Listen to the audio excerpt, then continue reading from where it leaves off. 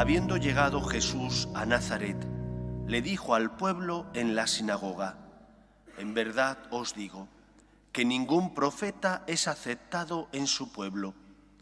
Puedo aseguraros que en Israel había muchas viudas en los días de Elías, cuando estuvo cerrado el cielo 3 años y 6 meses, y hubo una gran hambre en todo el país. Sin embargo, a ninguna de ellas fue enviado Elías, sino a una viuda de Sarepta en el territorio de Sidón. Y muchos leprosos había en Israel en tiempos del profeta Eliseo. Sin embargo, ninguno de ellos fue curado, sino Naamán el sirio.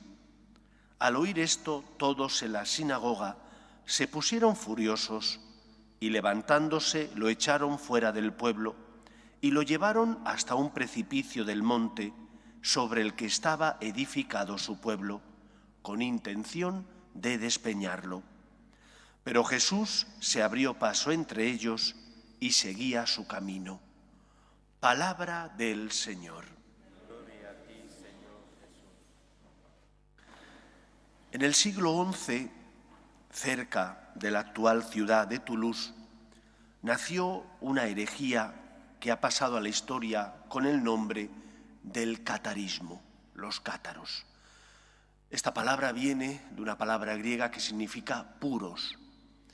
Y estos cristianos herejes creían que solo se salvarían aquellos que fueran puros o perfectos, y que para llegar a esa pureza y perfección hacía falta vivir un camino de ascesis y de mortificación. El catarismo, como todas las herejías, tiene parte de verdad y mucha parte de engaño y falsedad. En el fondo de esta herejía existía una fe en una divinidad que no es la divinidad tal cual nos enseña el Antiguo y Nuevo Testamento, sino que más bien tiene detrás una filosofía gnóstica. Lo que existe es degradación, dicen ellos, de lo divino, y por lo tanto lo material es malo.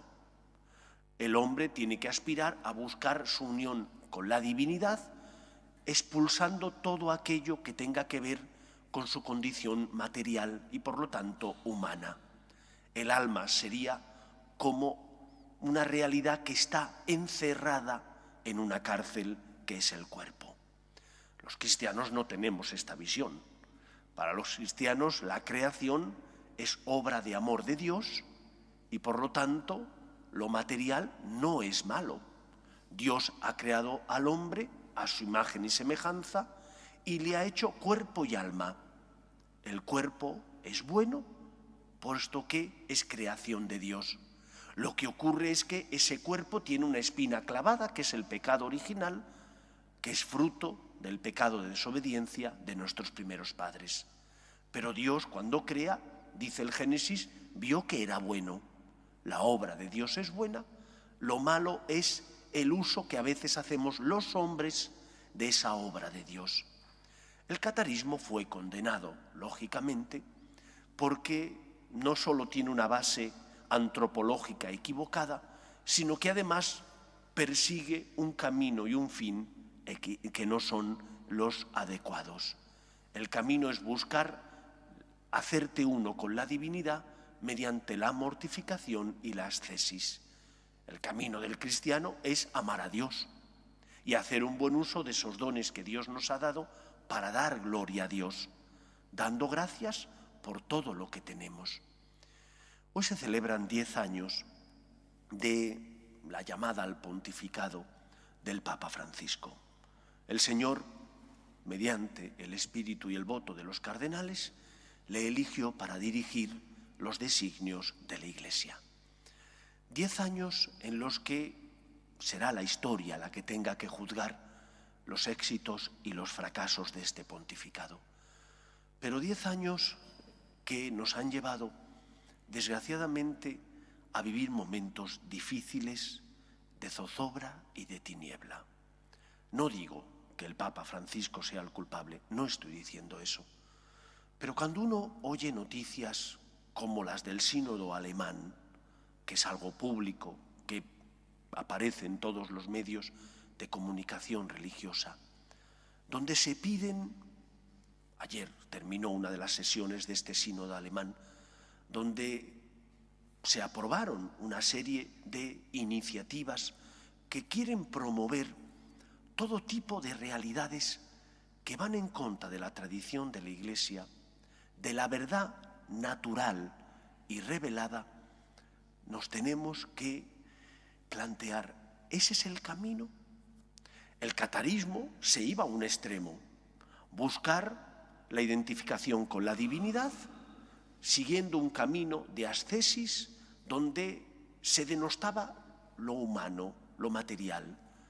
El otro camino, que es el que está en contra de este espiritualismo, es el camino de irnos a la mundanidad. Si por un lado los gnósticos denostaban lo material, la mundanidad viene a decir lo mundano es lo bueno. No hay una verdad sobre la que puedas vivir, una verdad que no cambia, sino que todo depende de los signos de los tiempos, de cómo cambia la sociedad. Y por lo tanto, la sociedad de Cristo era una, la sociedad actual es otra.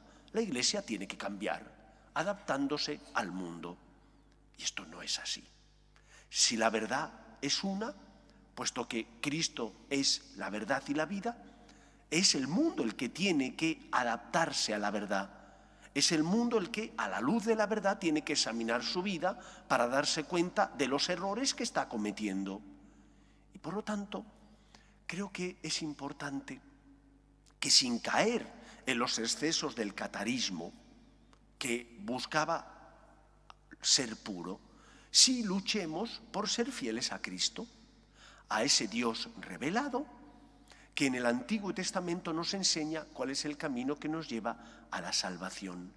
Y que seamos, por tanto, fieles, por una parte, a la verdad natural que todo ser humano tiene impresa en el corazón, es la huella de Dios, y por otra parte, a la verdad revelada por Dios en el Antiguo y Nuevo Testamento. Y solo de esa manera encontraremos la felicidad, la salvación, porque Cristo ha venido no para condenar, sino para salvar. Por lo tanto, la Iglesia tiene como finalidad no mundanizarse, sino al contrario, llevar la salvación, sacralizar el mundo herido por el pecado original. Por eso os recomiendo que en estos tiempos donde algunos viven en la tiniebla, releamos una exhortación apostólica o encíclica, ya no recuerdo, del Papa San Juan Pablo II. Es un poco filosófica, pero se puede leer.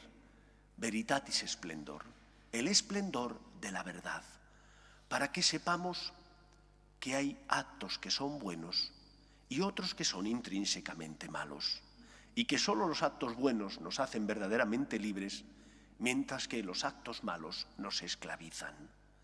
No vale todo.